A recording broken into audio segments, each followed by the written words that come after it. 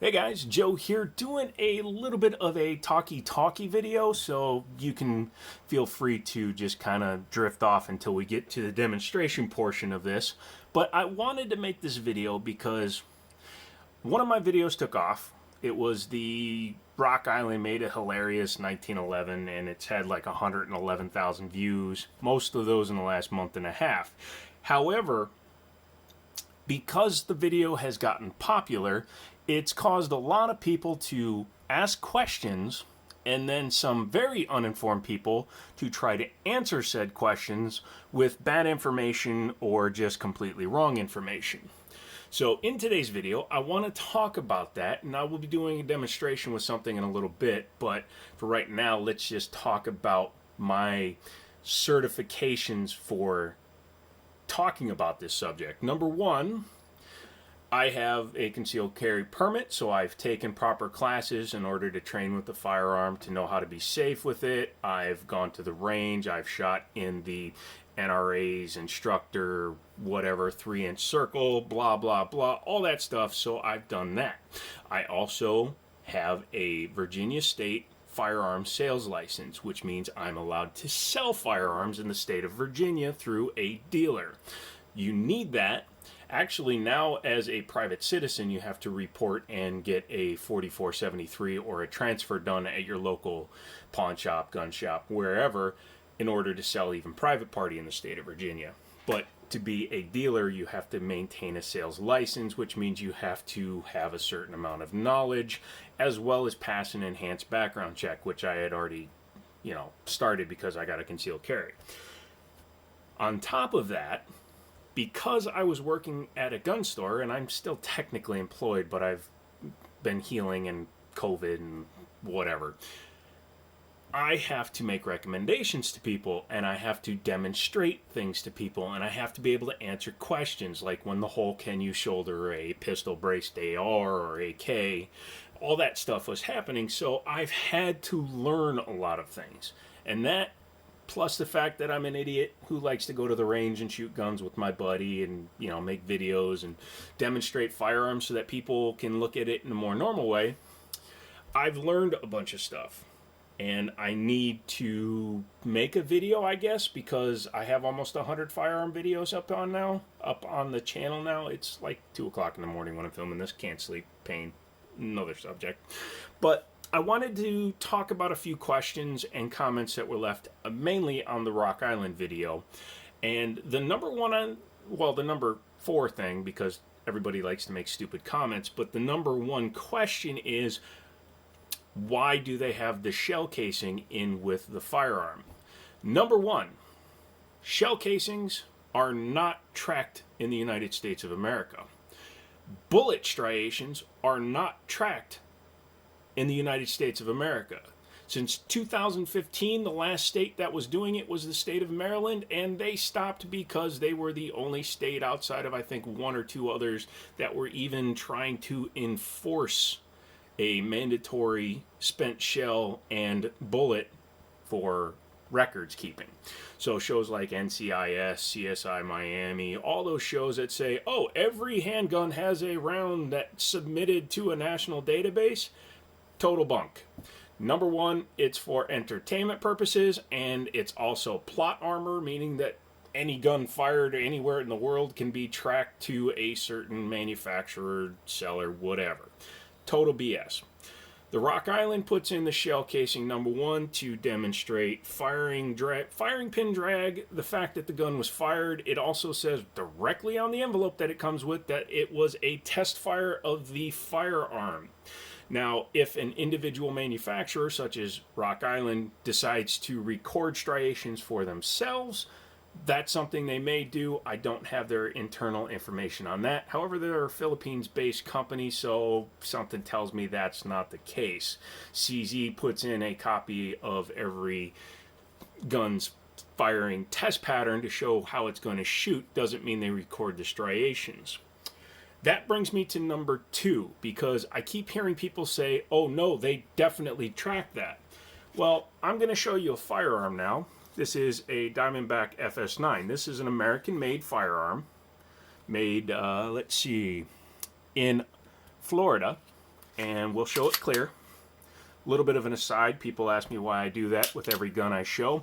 The first time I went to show a gun, it was a consignment piece that somebody had promised us was, never used, and I racked the slide to show it, and out popped a hollow point 9mm on a gun I told him to, hey, check the trigger out. It's horrible.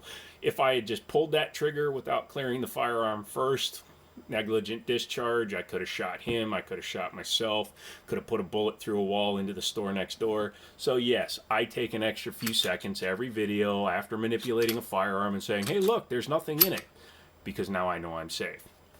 But that aside, this is an American-made firearm.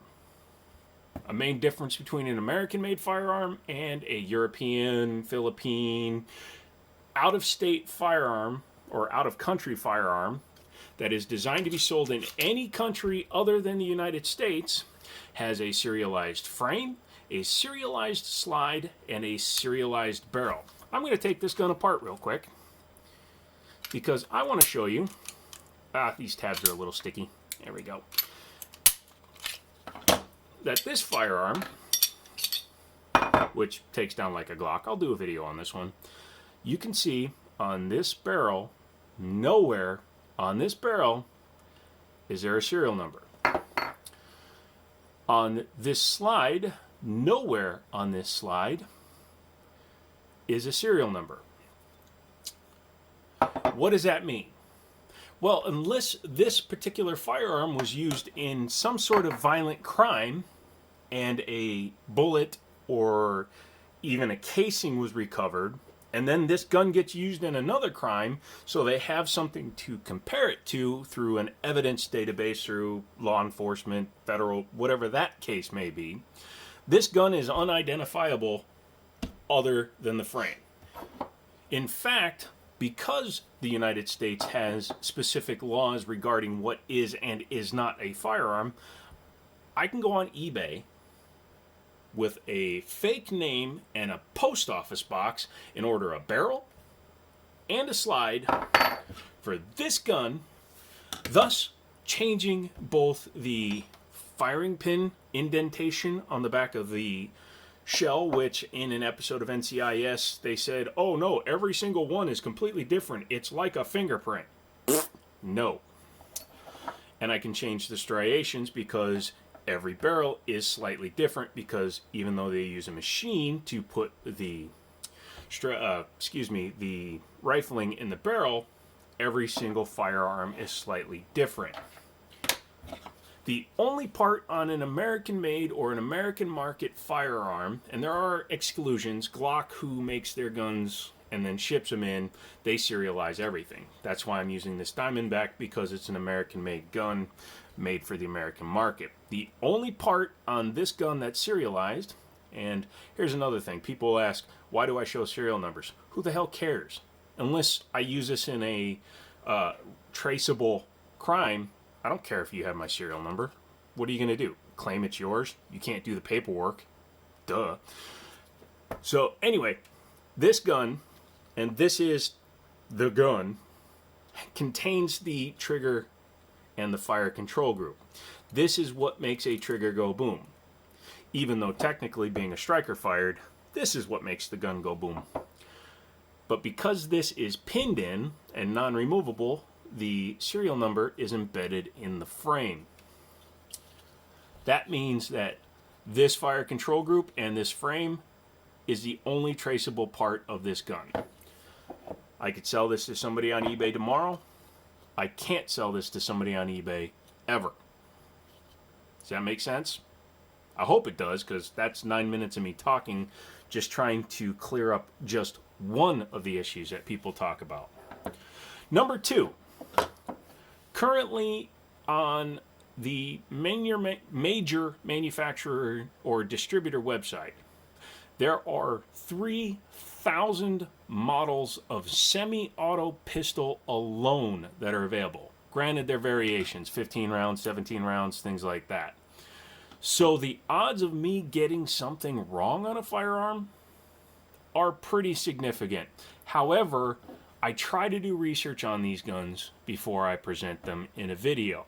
So if I get round count wrong because I've never seen this gun before, and I bought this one on a whim because I've never seen this particular model before, I will start doing the research. I'll see what the barrel is made out of, what the weight is, what the round count is. For most people, they want to know about the gun. They don't care about the round count. So to the person that was like, oh, it took you 4 minutes to say it holds 10 rounds, I don't know what to tell you. I'm more interested in the gun than I am the round count. So I guess, that's the main things that I hear. The other things are, you're stupid, you should probably just skip ahead. If you've gotten to this part of the video, awesome. I'm not going to change my style. I'm not going to change how I present a firearm. I think I do it in the most down-to-earth way. I do it as a newbie to the platform, trying to learn and understand what I'm looking at. And hopefully you get some information on how a gun goes together, things like, spring bushings to change spring rates, things like that. And I try to explain it in the most easy to understand way possible. If you don't like that, this is YouTube, where thousands upon thousands of videos exist. Granted, some of them might be 7 years old and shot on a potato, but feel free to watch somebody else. I don't answer to those comments much anymore unless they do something completely stupid, like thinking their one-sentence remark is going to make me change my entire 41 years of existence and personality. I already hide enough of it when I make these videos. I'm not going to change what I'm doing right now. So, if you have any questions, leave them down below. I'll answer them to the best of my ability.